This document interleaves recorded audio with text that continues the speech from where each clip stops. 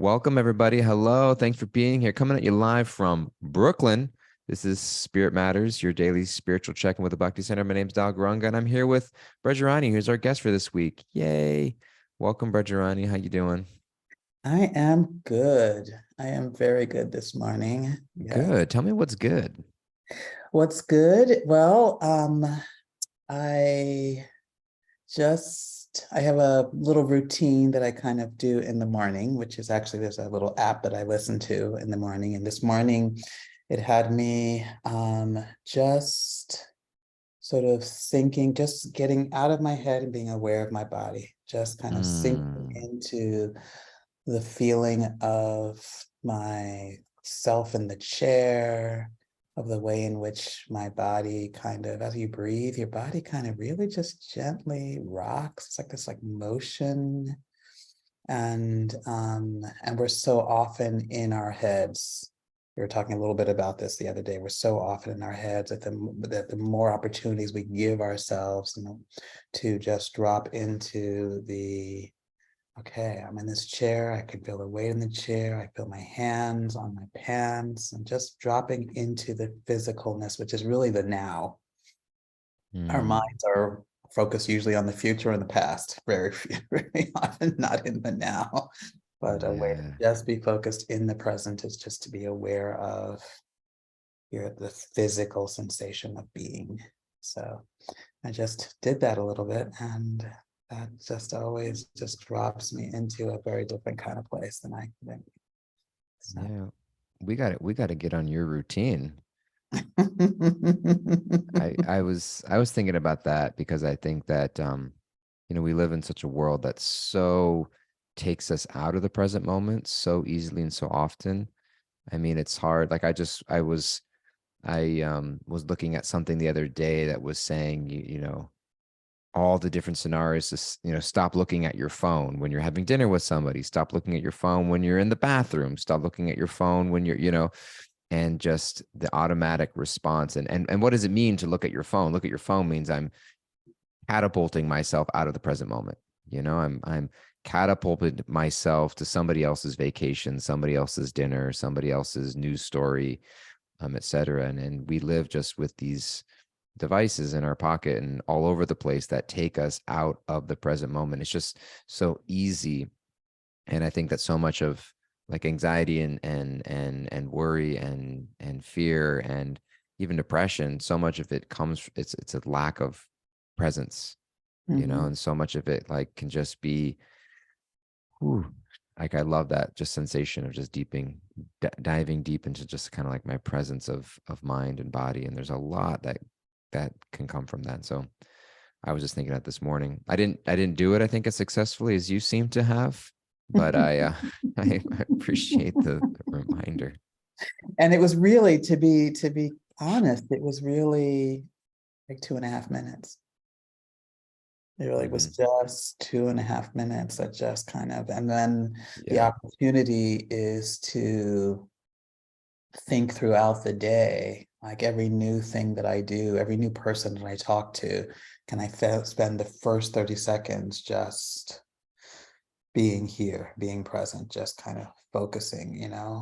So even the sight, seeing you all, and sort of really kind of focusing on each face that I see and each little face I don't see, but I see a little picture of, like, even that is because my sight is also very present. If I'm not thinking about what I think about what you or your picture, then I'm just Mm, actually just in that presence of using that sense of sight, and just kind of dropping in. mm. So I can find ways to do that throughout the day, then I can bring this sense of more connectedness to myself It throughout reminds the me day. of a phrase that I heard when I was studying a particular type of psychology called structural thinking that somebody developed.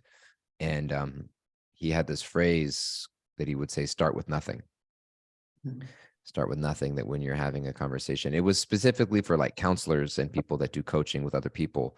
And he was saying, start with nothing, because you normally think like, oh, I've got some sort of, I'm going to kind of like diagnose where you're at, and I'm going to figure out what you're going through. And I'm going to kind of like take all of my previous case studies and apply that on you. And now I know what you're going through. I'm going to give you this, tip or tool or technique or something, as opposed to start with nothing. Like, I'm not going to assume something about you. And I'm only going to take the information that's being given to me. I'm just going to take the information that's going to be given to me. And I think that a lot of, when you were talking about yesterday about the judge and judging ourselves and self-compassion, but so often we don't just take the information that's being given to us, but we take that information and then we use that as evidence towards whatever narrative we've already kind of built around ourselves and around others. And what I'm hearing from you just now is actually like, how can I exercise the power of presence to actually just perceive what's going on without flooding it with the stories or narratives or judgments of my Mm. mind that come in Mm. constantly. The other thing that I hear in this start with nothing is, we always have so many agendas. We sort of go in and we're really aware of our own agenda and what we want to get out of something. And the opportunity of sort of deep listening, sort of to really explore, is like, let me just seek to understand, Mm, and to hear, to really listen, um, yeah. where it goes from there. Yeah. And you mentioned the word agenda, tying it back to what we mentioned yesterday. What we talked about yesterday afternoon, we had a little post podcast because we had our regular check in about other stuff. And we were talking about how yesterday you were talking about like actually feeling like, do I actually want to be doing what I'm doing? Or am I doing something because I think I should be doing it? And being able to take the time back and assess for ourselves what I want to be doing and why. And we asked the question, well, sometimes something doesn't feel like, I don't necessarily feel like wanting to do it in the moment. So am I just kind of like going off of whatever I feel like in the moment, which can lead to like a willy-nilly kind of sporadic form of existence, just kind of bouncing from one thing to the next. I feel like doing this, I don't feel like doing that. And you clarified in our conversation that actually we owe it to ourselves to take time out of our lives and ask ourselves, like, what do I want to be committing myself to in this next season of life?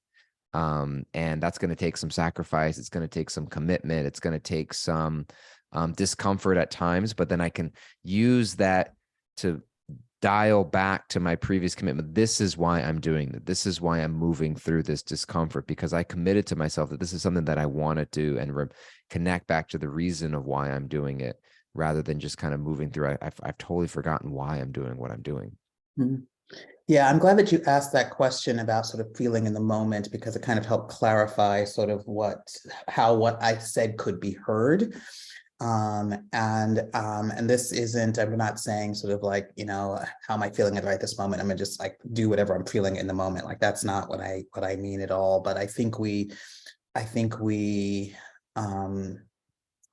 should ourselves to oblivion. And this is should, and these shoulds come from our own sense of like, I should be really busy right now, wherever that comes from, or wherever I developed that Why do I particular think that way? I'm of, like, if I've right? got nothing to do, I'm like, there's like this imaginary person over my shoulder being like, why are you doing nothing right now? You are not justifying your existence to humanity. Or I should have all these particular things I do in my spiritual practice, that could come from what I see other people doing, or it could come from what I committed to, or can come from many other places. And the opportunity, I think I heard someone years ago say to me, one of the things that one of the ways when I think I have to go to work today, I should go to work, I have to go to work today, that sort of triggers one way of feeling. It triggers an emotional thing of a particular sort.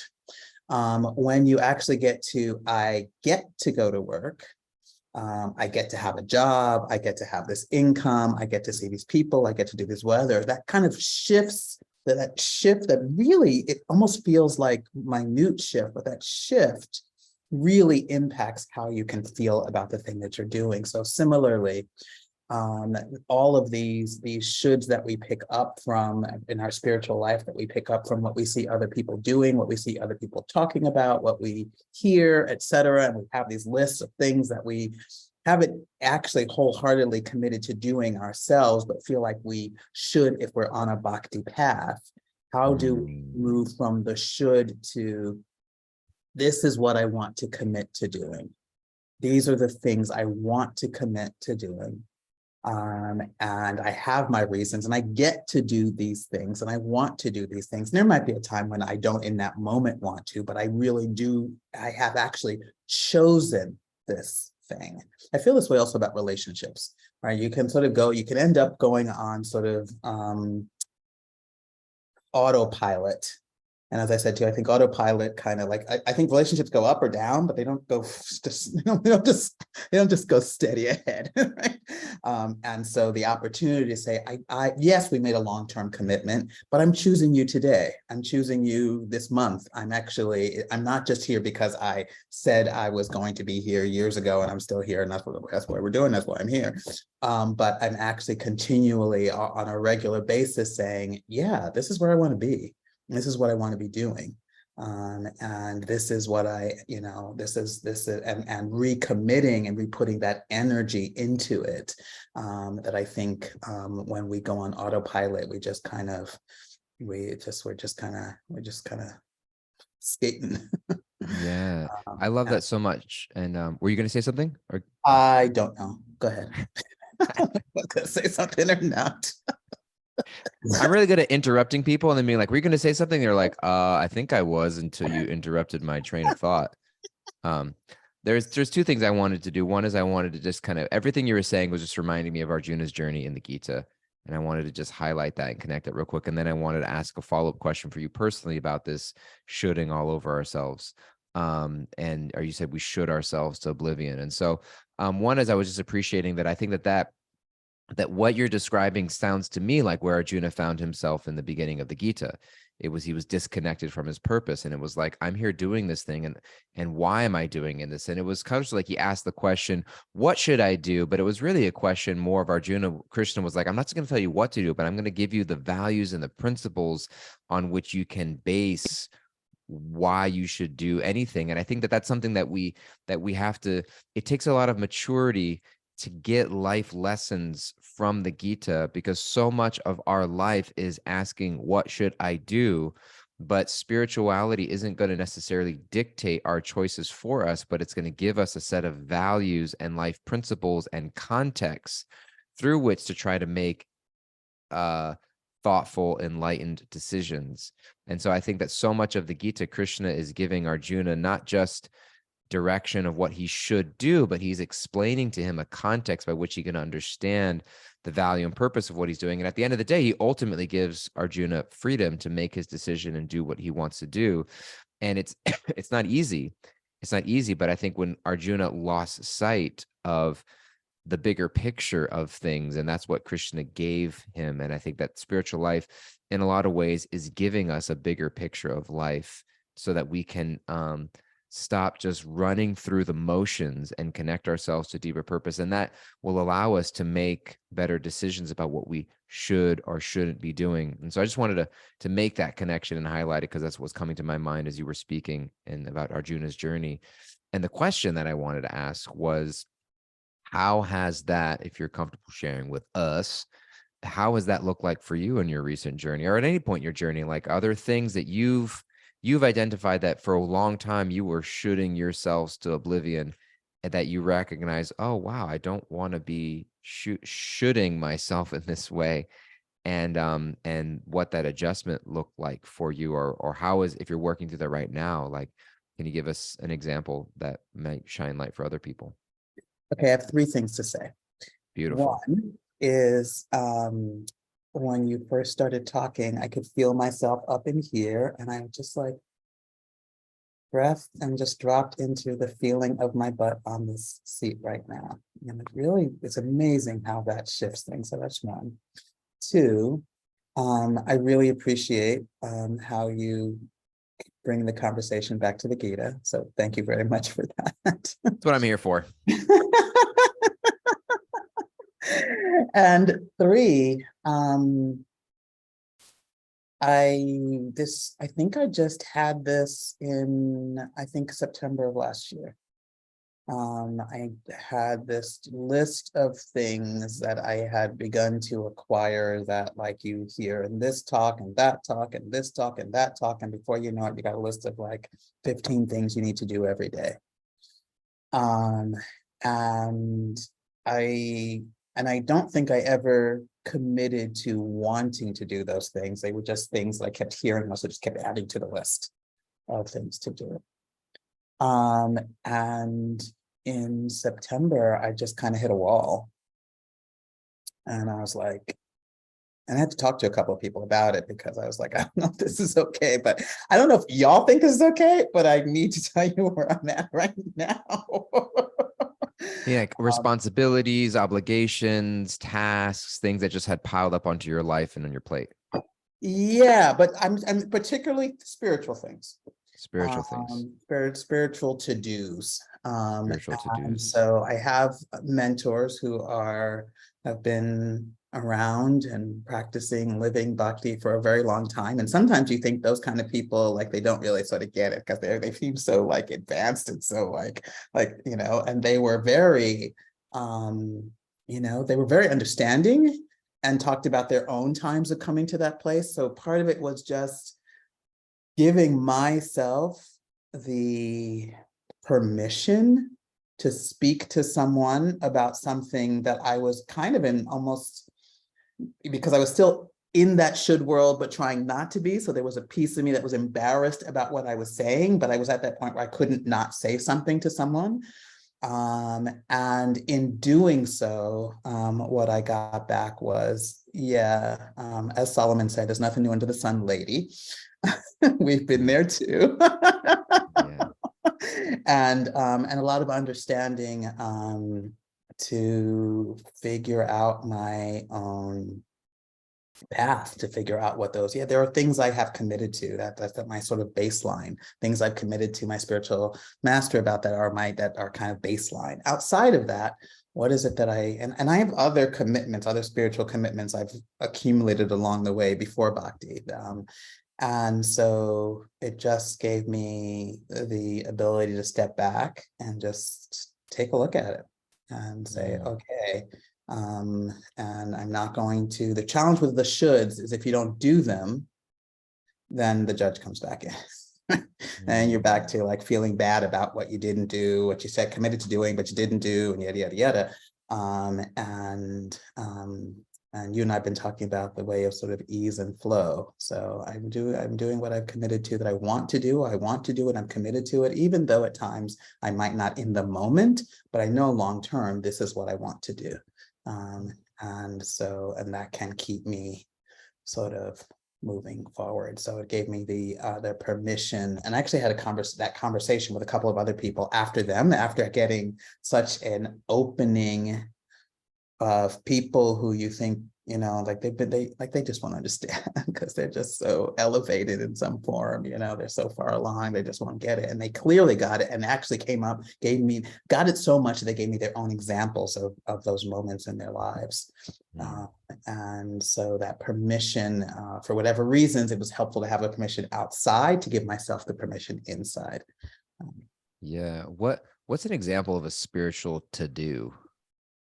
Oh my goodness. I'm going to go down the list. I'm going to tell you which ones I decided to keep doing and not doing, but like read the Bhagavatam every day, read the Gita every day, chant. There was every do a puja every morning, do a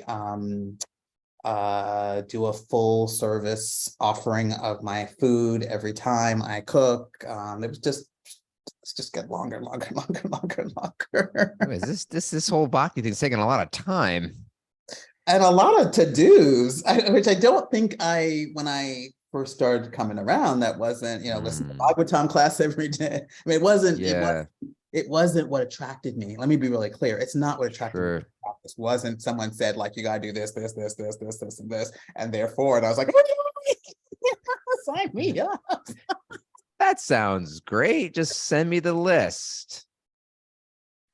Um, Yeah, and it the 16 rounds, and that 16 rounds is probably one of those things where 16 rounds is really interesting, right? Because I am initiated, so I've committed to 16 rounds, right? So that's a commitment that I have made, and so Mhm. I got to wrap my mind around that in some kind of way. But I see people, sort of like, my 4 rounds, my 2 rounds, and sort of like, I got to get to 16. Well, no, you don't have to get to 16. Mhm. You don't have to get to 16.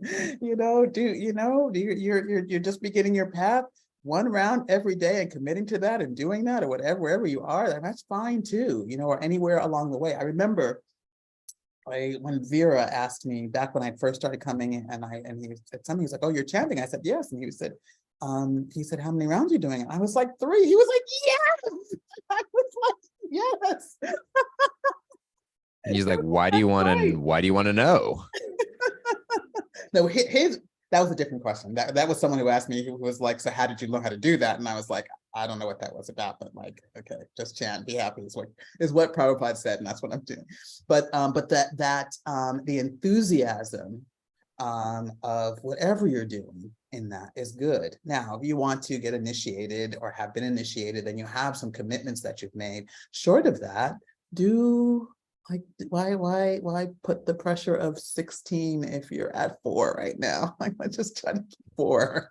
Well, No. I appreciate that a lot. I was thinking this morning in the Bhagavatam class at the Bhakti Center, this verse was coming up, and I'll share this verse. It was the verse about, there's a story in the Srimad Bhagavatam in the 10th canto about the Brahmins and the wives of those Brahmins. So the Brahmins were priests who were performing these ritualistic duties, and Krishna and his friends went to them because they were hungry and they were too busy because they were doing all these important ritualistic works. And then Krishna said, well, check in with their wives. And he went to their wives, and the wives were so eager and grateful to serve Krishna and to prepare a meal for him, etc. And the lesson of the story is that sometimes we think that the people that we think are or should or supposed to be spiritual according to the externalities of it, that the rituals themselves are empty if they're devoid of devotion.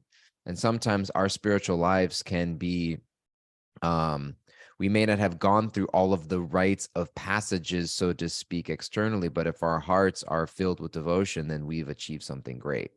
And so the verse that we were reading this morning, it was talking about the women of Vrindavan, saying that they have never undergone, this is in the 10th canto, they have never undergone the purificatory rites of the twice-born classes, meaning like those initiated Brahmins, nor have they lived as brahmacharis in the ashram of a spiritual master, nor have they executed austerities, speculated on the nature of the self, followed the formalities of cleanliness, or engaged in pious rituals. So all of those shoulds, that big list of shoulds, right? They haven't done any of those things.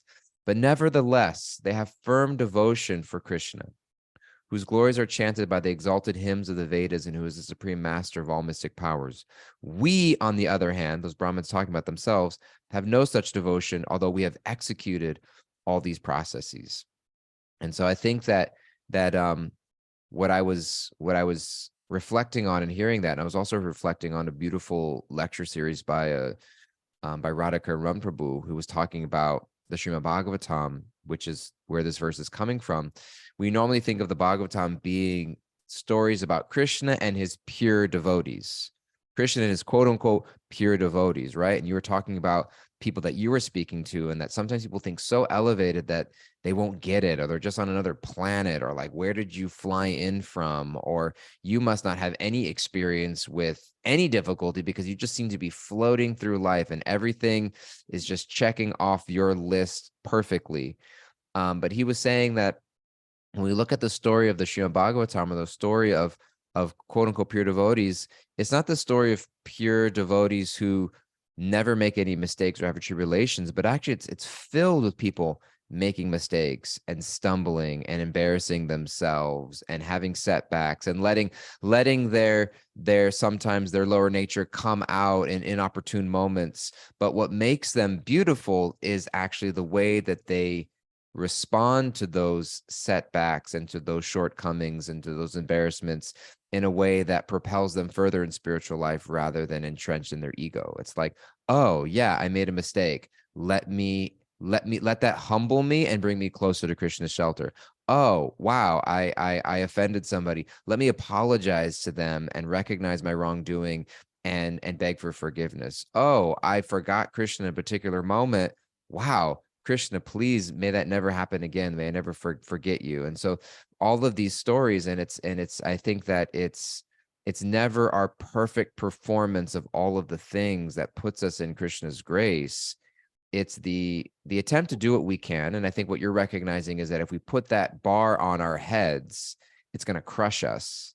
And so don't feel that that bar needs to be put on your head, because it's not the performance of all of those things that makes us a good devotee, but it's the way in which we're able to do it with devotion and accept when something is too much for us. I think that's so hard in spiritual circles.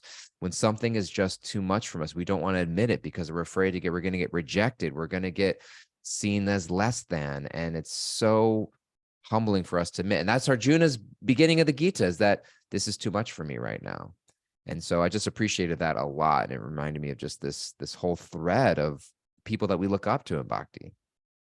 So a couple of things. I know we're at time. One is, one of my favorite persons in the Bhagavatam is Lord Indra, because he feels like me in some ways, although he's much more elevated, but he's constantly stumbling over It's himself. like, man, like again, didn't you just, we were just one canto ago. You just you just had those prayers. Didn't you just learn your lesson? Back at it again. That's one. Two, is that, this concept of being essence seekers. And Prabhupada was really like, always remember Krishna, never forget Krishna. If your practices help you to do that, then lean into them. If they take you away from that, and my addition to that is try to always be talking to Krishna, like your friend, like he's in there. Like, so just like begin to have conversation. And that to me is a way of always remembering he's always there. And that's all of this, all the doings are in service of that, of having this Yeah. personal relationship, developing this personal relationship. Beautiful. That's a beautiful note to end on. Thank you so much. We turn it over to Kimberly at our time, our Wrap It Up Acharya, who pulls in all the takeaways. So if you're looking for some little nuggets to walk away with, tune in, bring out your notepad, and stop washing the dishes and listen to what Kimberly's got to say for us. What are we walking away with? All right. Dive deep into presence. Stop shooting yourself into oblivion. Change the I have to's to I get to. Fill your heart with devotion and enthusiasm, and always be talking to Krishna. He's always there. That's a beautiful one. Thank you, Kimberly. Nice job, Kimberly. Kimberly does a great Good job. at this. Kimberly's good at that. Yeah, she's great at it. This is where we each, what are we walking away with? What's your takeaway? Something that you're walking away with today, Brajarani? I'm still in this sort of just being, and that reminder of Arjuna and even Dhruva Maharaj, who was like, I just want to get over on my dad. That's really all I want in life. It's all over the place. Reminder, People coming in with their gunk. yeah. And the reminder that that's what the Bhagavatam is full of, because that makes me want to run to the Bhagavatam. Yeah, it's totally there. Yeah. And I think that the more that we can at least do that for ourselves, we do ourselves great service. And I appreciated you sharing about how, just admitting when something feels like too much, and that's okay, but doesn't disqualify me from being a devotee or being in spiritual life. Because it's a marathon, not a sprint. We know that. And so, for me, I'm just taking away again that macro picture of why am I doing all of the things that I'm doing? Whether it's a meeting that I have or initiative that I'm doing or a program that I'm a part of, et cetera. And how much of these are things that I have consciously taken a step back and assess where I want to give my time and energy, what fills me up, where I feel like I make a contribution, et cetera.